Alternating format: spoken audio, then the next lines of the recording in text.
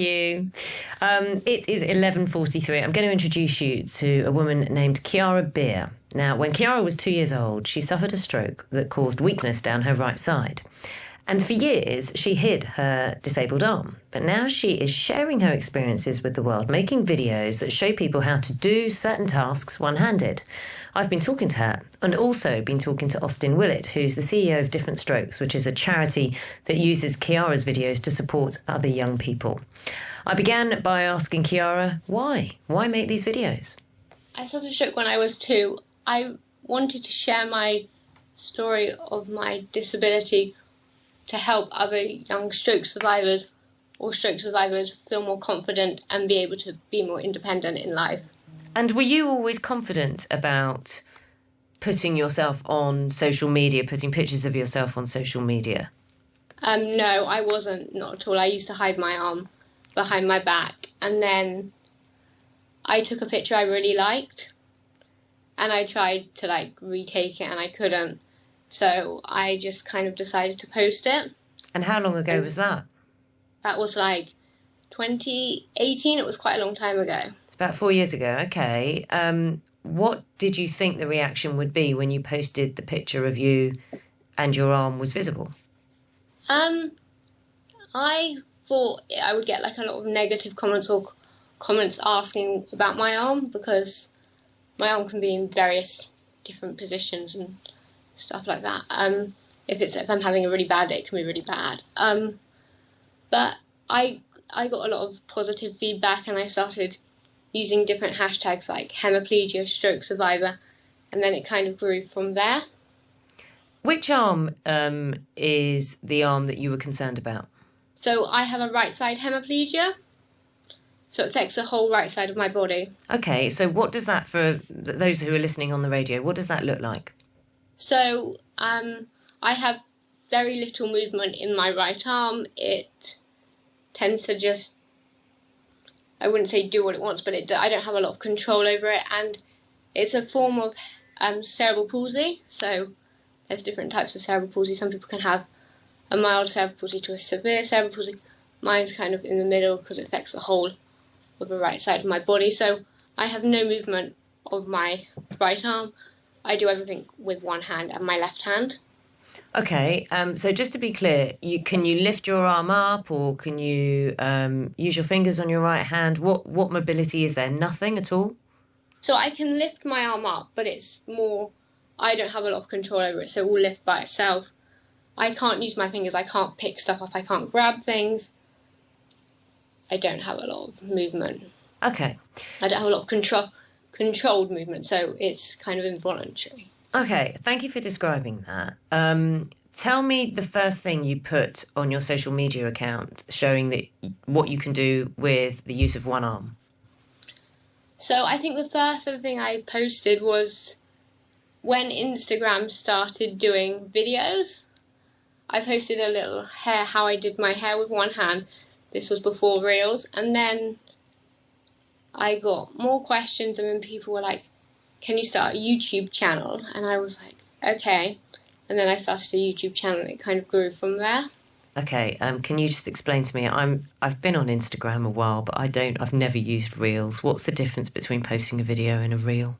So now there's not much, but before they had Reels, you could just post a video. A Reel is a bit like a TikTok. It's kind of like Instagram's version of TikTok. So I think you have a minute and a half. Now you used to have only a minute, and you have a minute and a half, and you can make a video. And you can add different sounds and music and stuff like that. Okay. I'm going to come back to the things you can do, because I have short hair, and I don't think I could do my hair with the use of just one arm. So putting up a half ponytail, I don't know how you've figured that out, but we will talk about that in a moment. Austin, hello.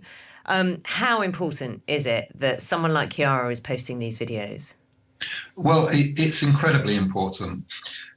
We often think that stroke is something that only happens to elderly people, but 1 in 4 strokes actually happens to people of working age.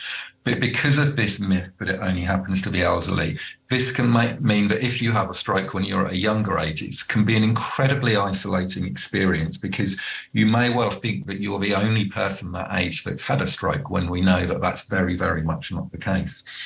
So this is why the posts that Chiara is doing and the profile that she has is so important, partly for the actual content, which can be incredibly useful to people, but also the way that she's raising the profile of younger stroke and doing this in such a positive way. What reaction have you had from people that use your charity? Well, it's been fantastic. We've had a lot of comments back from people, reflecting how fantastic and inspiring Chiara is.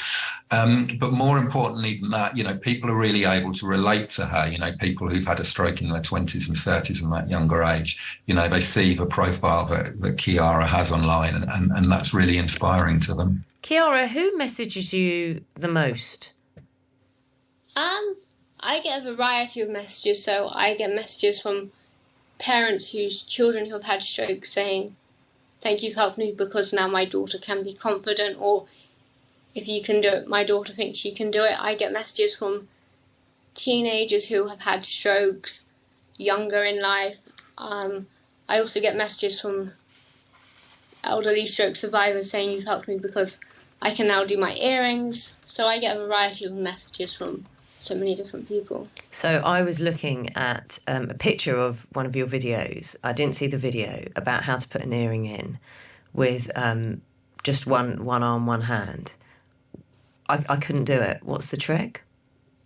I would say the trick is probably practice, Yeah, determination, and I would say that. But I think with the earrings that are like the stud earrings, they're really hard. that's what I have. Yeah, not They're hoops. Yeah. Like hoops are the easiest, but studs are the hardest. So I think you kind of just have to feel, and because you hear the back click. Yes. I think once you hear that, it's that, and the flat backs, like the butterfly backs, are probably the easiest, because they're not the ones that you can't push together. Yeah, you can feel it a bit more. Yeah. What have you been challenged to do things?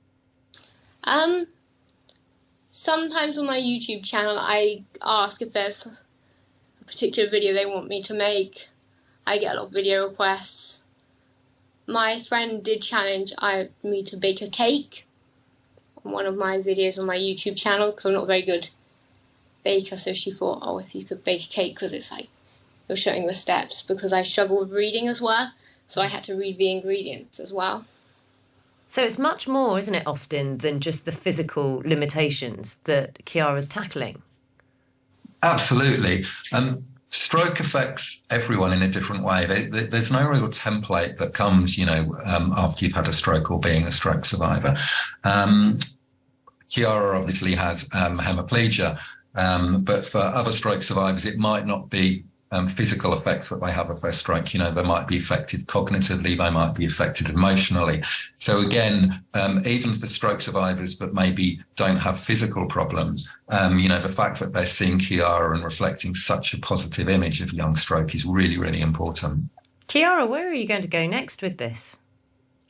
I want to encourage more people with strokes and disability to be as independent as they can.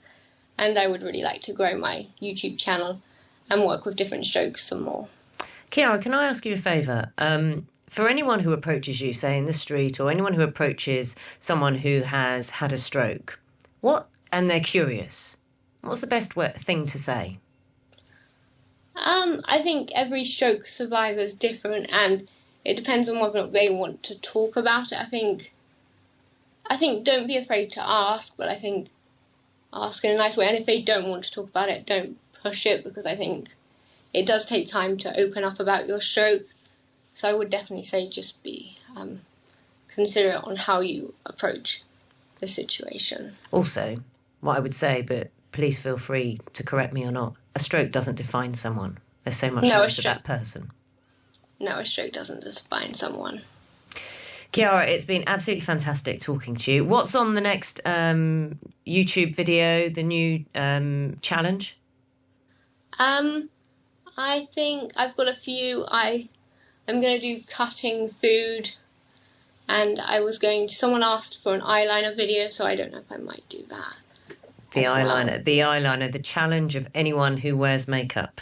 Yeah. Yes. Well, good luck with that, because it's difficult enough, and I'm privileged enough to have makeup done for me, and it can be awkward enough with someone else doing it for you. So good luck with that. And thank you, because I think the work you're doing is brilliant. And Austin, I mean, more like this, hey? Yeah, absolutely. Austin Willett, CEO of Different Strokes, a charity that uses Chiara's videos to support other young people who've had strokes, and Chiara Beer as well, who makes these videos and is certainly an inspiration to us all. Thank you both. Thank you so much. Certainly is an inspiration. Now,